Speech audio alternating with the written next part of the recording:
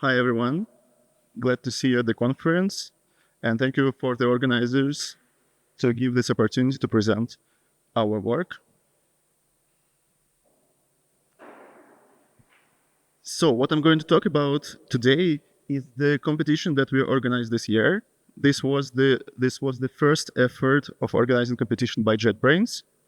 Also, we collaborated with Mistral on this.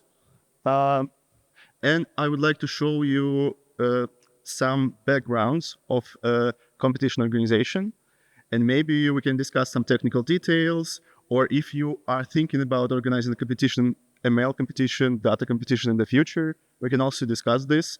I provide you some insights on our experience. So, what is our competition is about? Let me give you some background. You might know the code completion thing because you must probably use different IDEs. Here's an example of code completion from JetBrains IDE. So you have some code written, and at the place of caret, there is some suggestion for the code to complete.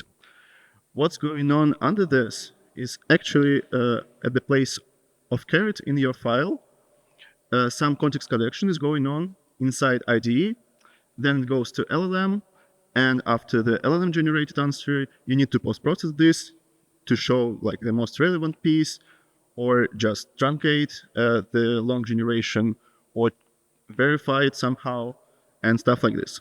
What we are focusing on in this competition, we are challenging our participants to figure out the way to do this part better than it is now, or better than the baselines we provided.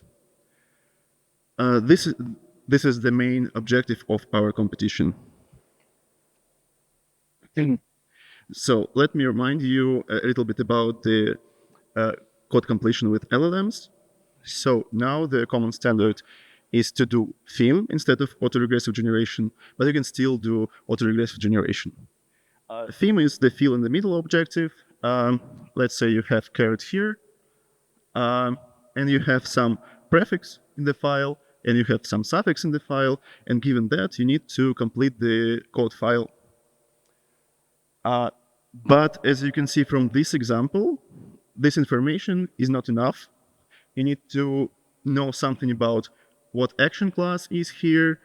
There are some definitions with indentation, so maybe you're inside of some class and stuff like this. So you need more context than just the declaration of what's going on now and what's going on in the next function.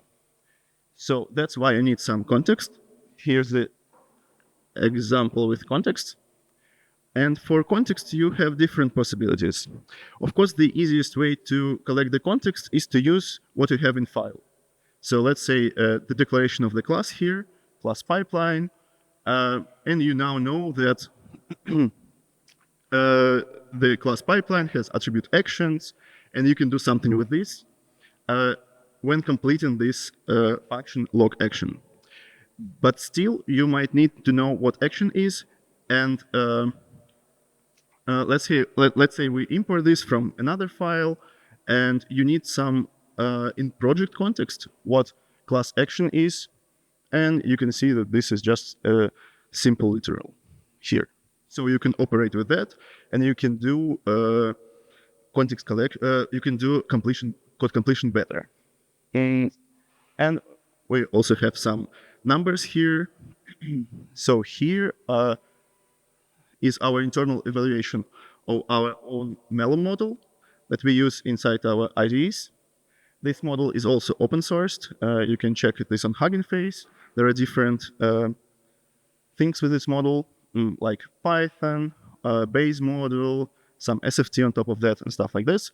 And green lines are lines that were evaluated with context. And as you can see, the numbers are better with context, which is like an obvious thing. You need context to do code completion better. So we wanted to know how good you can do with the best context collection strategy. Let me say a few words about current approaches. So you can think of some trivial approaches like empty context. You can use like nothing from the project. That's a valid approach. And for modern models, it actually gives you quite decent results, but not the best. You can think about some approaches from classic information retrieval, such as TF-IDF, IOU, VM25. Uh, VM25 is, if you're not familiar with this is like a variation of TF-IDF. Inside our IDEs, we use different strategies to collect context. When you are doing your code development at the moment, you can rely on recent files, but the problem with like open files, recent files, but the problem with those is that you cannot evaluate this offline. So if it's not inside the IDE, or if it's not inside the process, you cannot identify what recent files are. So you always need to do online evaluation. But still, inside with recent files, the context window might not be full. So we still use some files in the same directory as the relevant files. Also, we use some RAG approaches with embedding, stuff like this. And turns out that IOU works better in terms of efficiency and score inside our IDs. But we want to implement new ideas, as I said, and we started the competition to challenge the communities to provide some details and provide some new ideas on how to do this better. So, yes, and with this competition, we explored the solutions. We intended to explore the solution space of this. So let me now give you some technical details about the competition, the structure, the data collection process, and how we evaluated this with metrics and stuff like that. So the competition is in Kaggle-like style. You might be familiar with this. So there's a leaderboard, like some public phases, private phases, and people are competing with each other with baselines.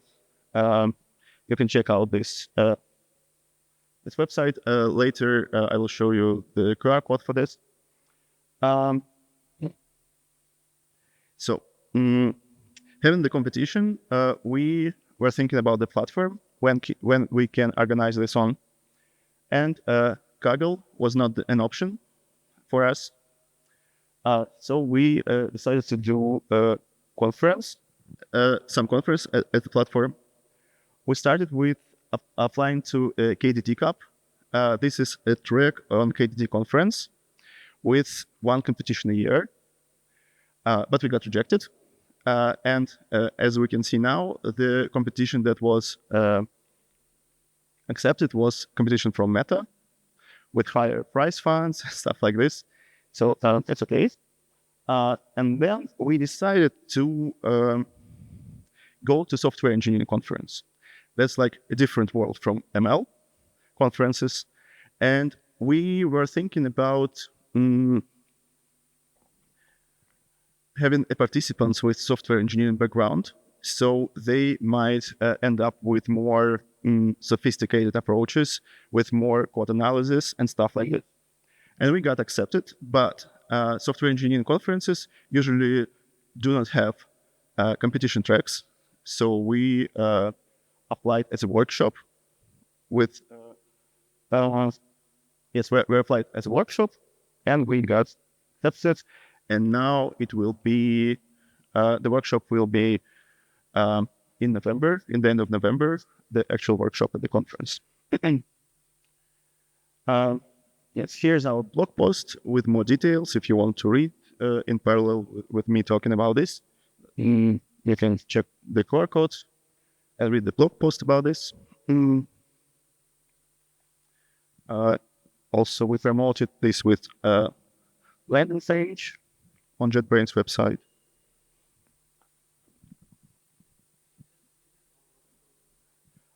Actually, the competition now is closed, but we're in the process of reviewing paper submissions for the competition because we have strict deadlines from the conference. And the deadline for papers was September the 1st. So you cannot join at this moment, but maybe next year. we will see at the end of this presentation. Yeah, so we got the landing page just to promote the competition more with some details, also like a leaderboard at this landing page. And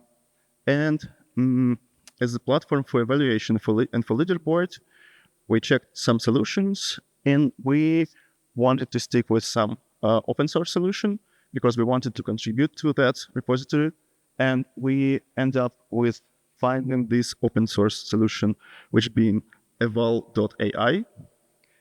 But in the end, you can not see it at this slide because somehow formatting is missed. So this is like in the middle of competition, we were informed that this platform is no longer open source and we need to pay to host the competition, but the price was not that high. But still, from open source, we went to something. But in the end, we still contributed to the platform because I think it was very outdated for our purposes. It uses under the hood Python 3.7, something like this. So we needed to re-implement all the evaluation harnesses. So it's so we can run it with Python 3.7. And I think the OpenAI package needs at least Python 3.8 just to support the API model. Yeah, so with the leaderboard, saying about the leaderboard, I would like to also highlight the main objective of the competition one more time. Given the completion point in a large repository, we asked our participants to output the context within their strategy, and that context should maximize the completion quality. And here it says that it should maximize the quality across 3 strong models. So we fixed everything. We fixed different models. We fixed the data collection process, and we only asked and we fixed generation parameters. And generation was done by us. We just asked to output the context, which usually doesn't require GPUs and can be done even in a Jupyter notebook. Yes, and again, participants have no influence over the completions. They just collected the context. Let me tell you a few words about the structure of the competition with the objective in mind. So we had 3 phases: practice, public, and private. We evaluated this across 2 languages: Python, which is common for ML communities, and Kotlin, which is a programming language from JetBrains. And we are targeting this for obvious reasons. For 3 strong models that I mentioned in the previous slide, we chose Melo, which is our model, and it is 4B model. We also were provided by credits from Mistral for the Mistral model, which is 22B model.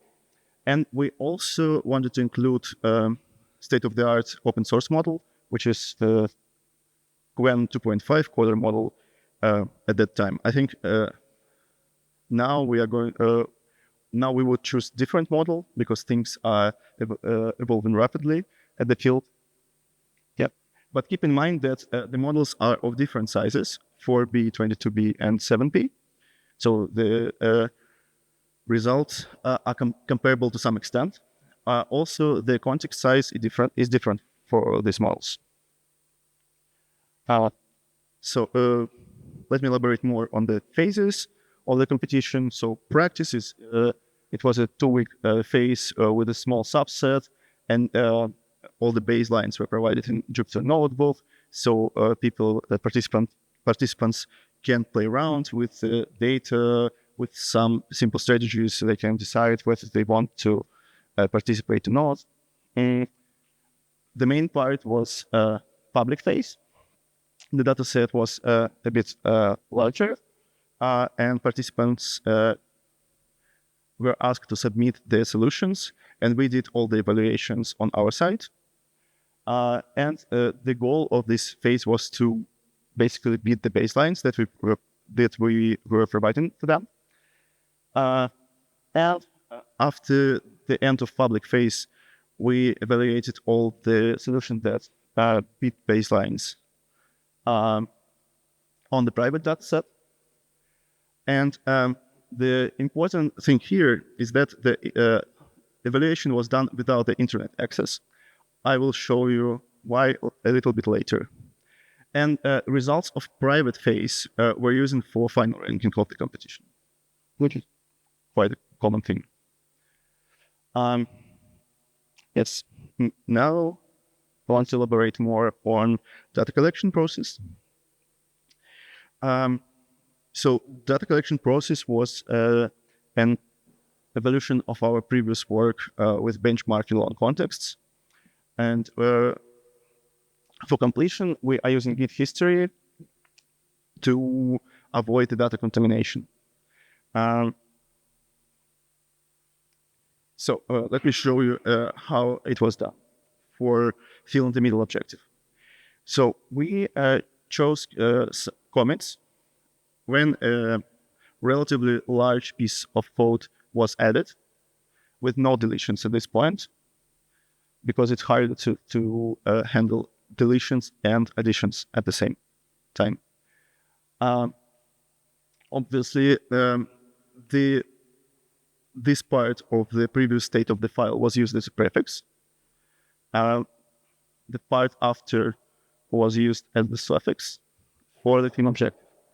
But if you can see at this snippet of code, it's hard to complete it as it is, because for this example, some, let's say, random test is written how the model can think what test should be written. And I think if model is good at this task, then it should be overfitted on this specific repository, on this specific file and its state. So we additionally applied our own theme splitter tool, and we apply this theme splitter. So now this part of this hunk were added to prefix, and this hunk of this part were added to suffix. Sometimes this tool produces even more complicated splits. For example, split in the middle of this line. It also might be possible. This is our internal tool, and we saw the high correlations with actual results of online evaluation, so we are using this. And of course, this remaining part is used as the ground truth for the task. I think my formatting is a bit skewed. Let me fix it real quick.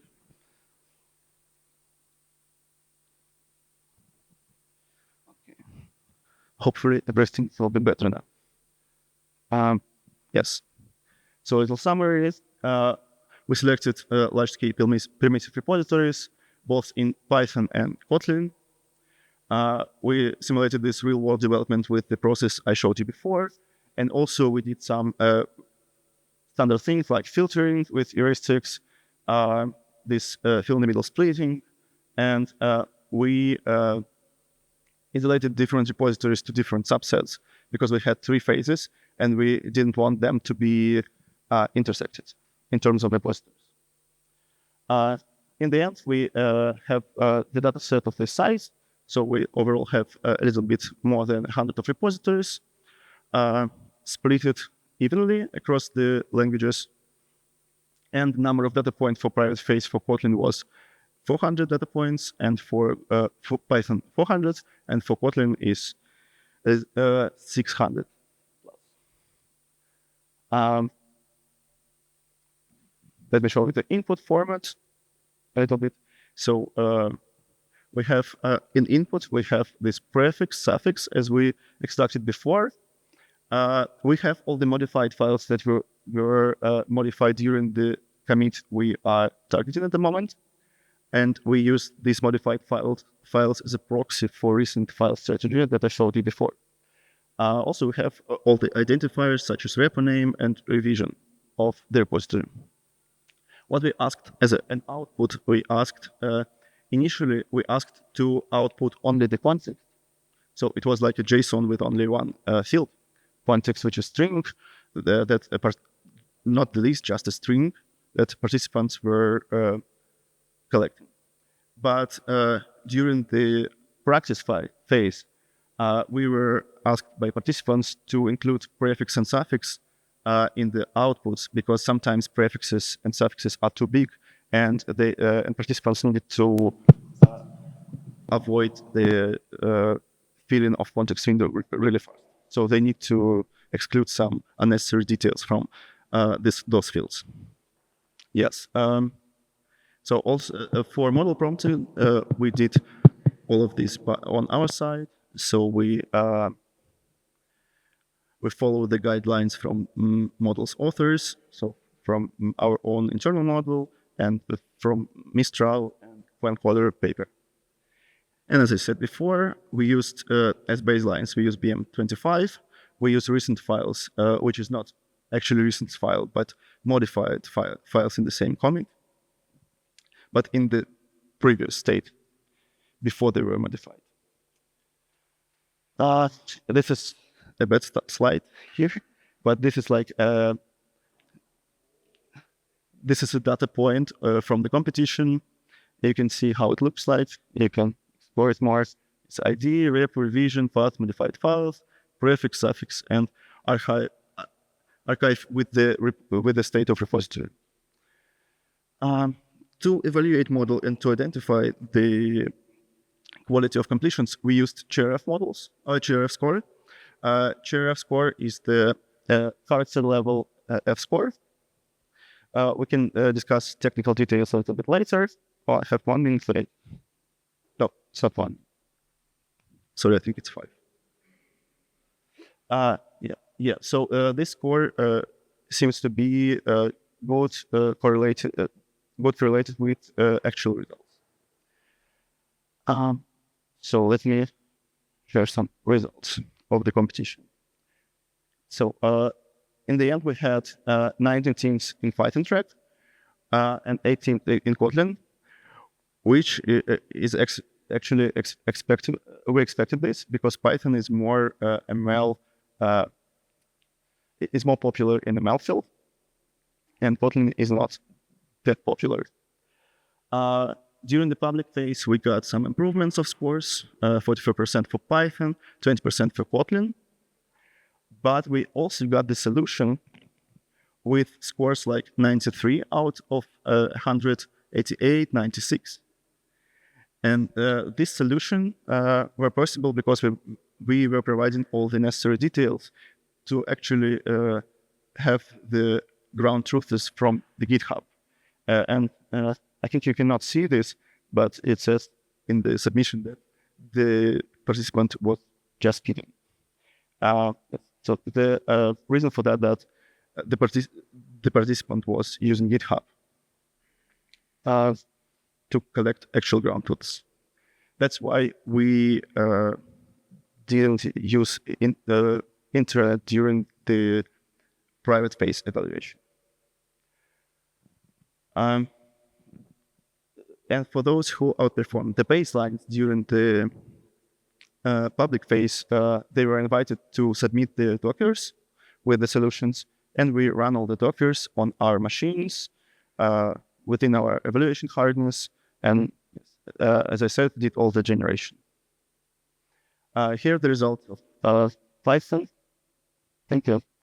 And you can see this is the first is the baseline of recent files. Here's the person who beat this baseline, but this person didn't beat the BM25 baseline. So BM25 is actually quite strong, even with the dedicated person. As you can see, the next one beat BM25, but not for our own MEL model, and the difference is not that big. And here you can see all the results from different teams. Actually, the teams that were placed first and second beat the baseline and other team with a pretty large margin.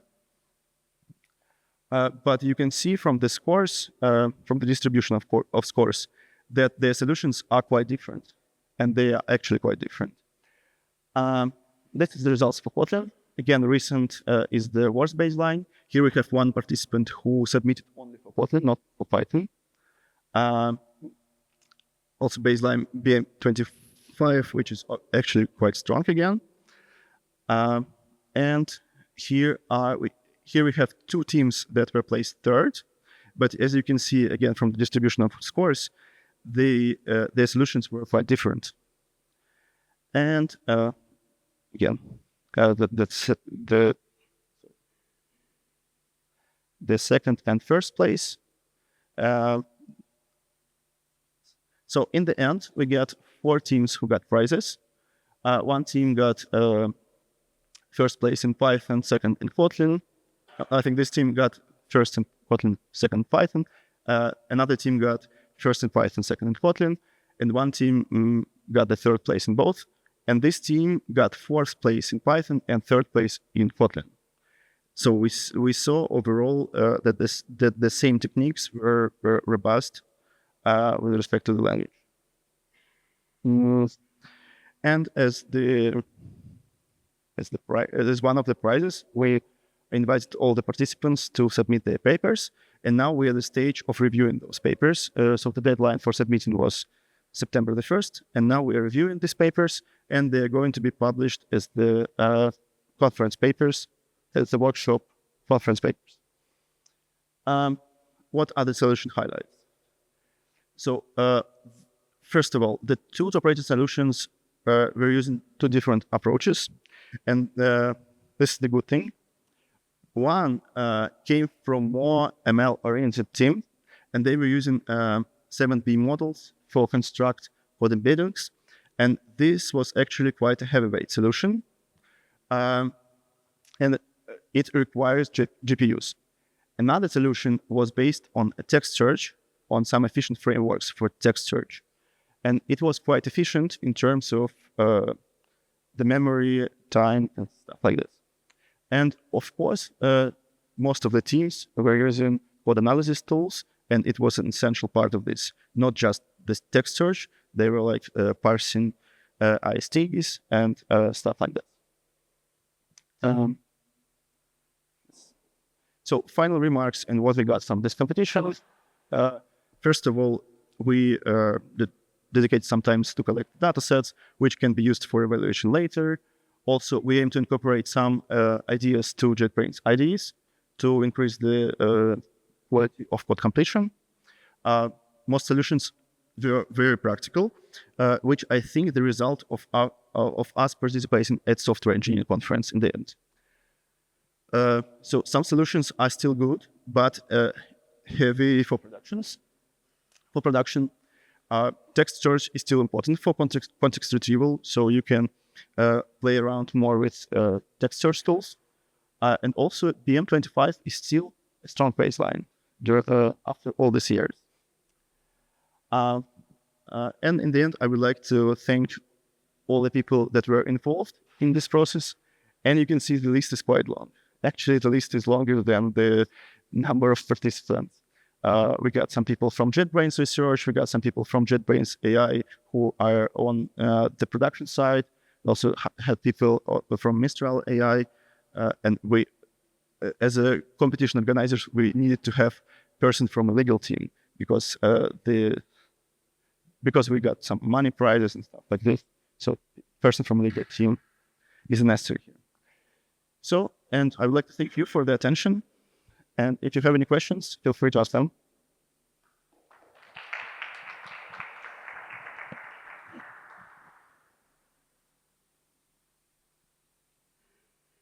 Yeah, excuse me. Yeah, thanks. And you said like instead of Qwen and other models today, you would use something else. Like what kind of models you would? So you said like instead of Qwen and other models, today you would recommend other models like for the coding, which are best for the coding. So which ones? I think I would like to research the space of new models that were emerged in the last half of a year, because this competition started in the end of 2024. So I'd like to research the space of the models. So what we're looking for models that they're open source, they have in sorted results, and they are in the size are around 7 billion, so maybe 10, 14, something like this. That's what we are looking from an open source model. And we were using this so participants can actually do generations by themselves.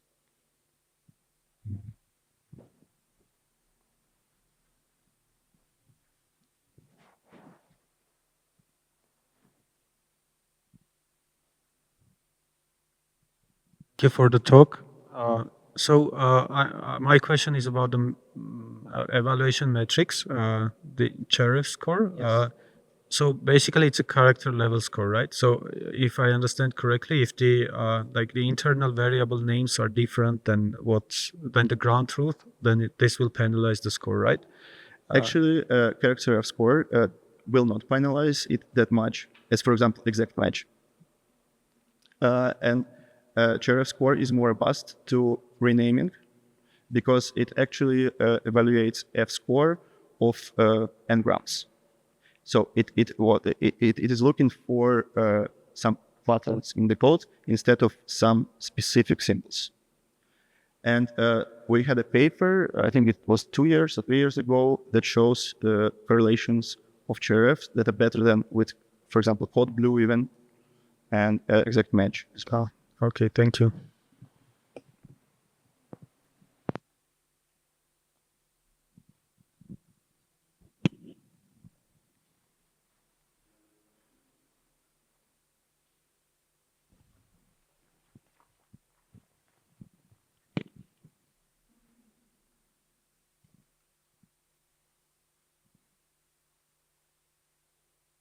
Thank you, Evgeniy, for your insightful talk. I think it's really cool that you gave that problem out to the community and did a competition for this. And it's cool that there was very different solutions for the final top solutions, different approaches. Thank you all for coming to the talk. Our next speaker, Tyler Hanan, will slowly transition to.